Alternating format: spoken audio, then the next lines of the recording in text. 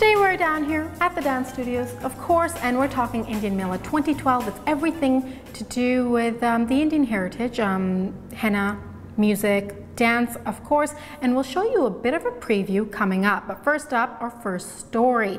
It's one of the most dangerous intersections on the South Island, Sayward and Pat Bay Highway. Well, now there are plans to make it safer, but is it enough? Nikki Wanishin has more. Coming up this weekend is the Indian Mela, and it's the third year for this, and I'm joined by Sunil and Parveen. Hi. Hi. Hi. So what is this Mela all about? Why did you decide to do this? See, this has been planned by India-Canada Cultural Association, and this would be our third year. What we felt that there is a need to provide a bigger venue as the community is growing for our youth and to make a more awareness into the mainstream community about the richness and diversity of India's art and culture. So this we started 3 years ago, and that was a pilot project. City of Victoria gave us Centennial Square, and we got very encouraged by the response from everyone. And with that, the second year and now this year is going to be bigger and better.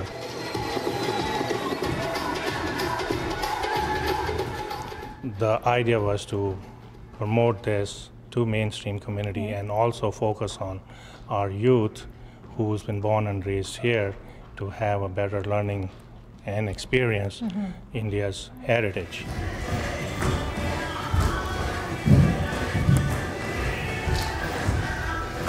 The dancers you see performing behind me are part of the Shawnee Punjab dance team, and you can actually catch them dancing at the Mela. They'll have a few performances along with other dancers as well, and maybe you'll learn a dance move or two and you can use it, and you know, if you're going to an Indian party or something. All right, our next story, you gotta love this time of year when fruit is just popping off the vine full of flavor. And if you like your fruit with a little bit of punch, well, Karen Algersma has a sweet idea for you.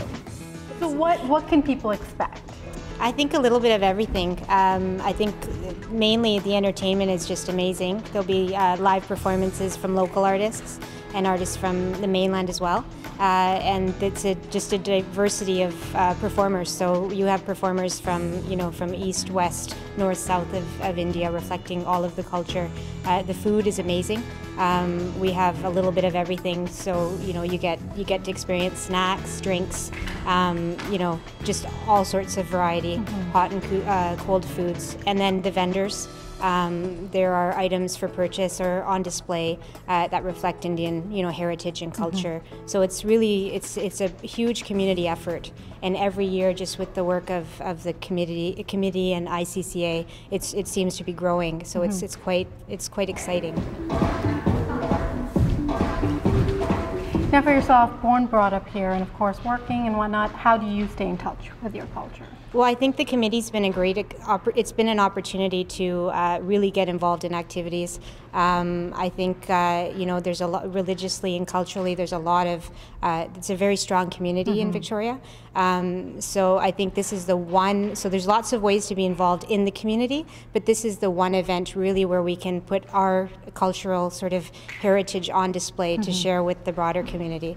And there's also events and participation from other cultural communities during the weekend as well. So it's really nice to be able to partake in an event where you're actually getting to showcase and really be proud of our culture. Yeah. Saturday, Sunday? Saturday from 11 till 10. And then from Sunday from 11 until 7 p.m. Of course the dancing is great, but I know a lot of people love the food, of course. So it should be fun to come on down and just check it out. Yeah, we encourage everyone to come out and check it out. It's a really great time.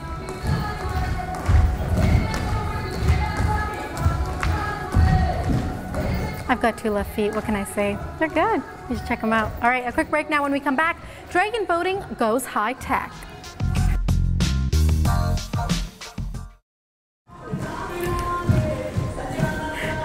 So there you go. Check out the races in the Inner Harbor this weekend, along with these guys, of course. When we come back, more relaxation.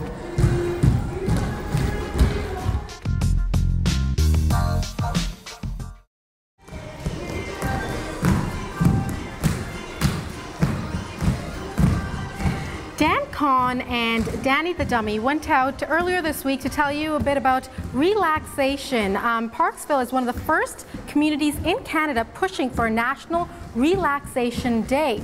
Well, Cape Bergen up Island just spent a Wednesday trying to relax. You know, dancing could be relaxing for some people.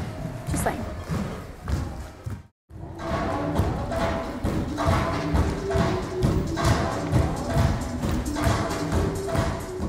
So how hard is that? It's not bad. We practice every Sunday for about 3 hours, so we've definitely worked up our stamina, and yeah, it's pretty good. How do you memorize all of it? I don't know, we just do.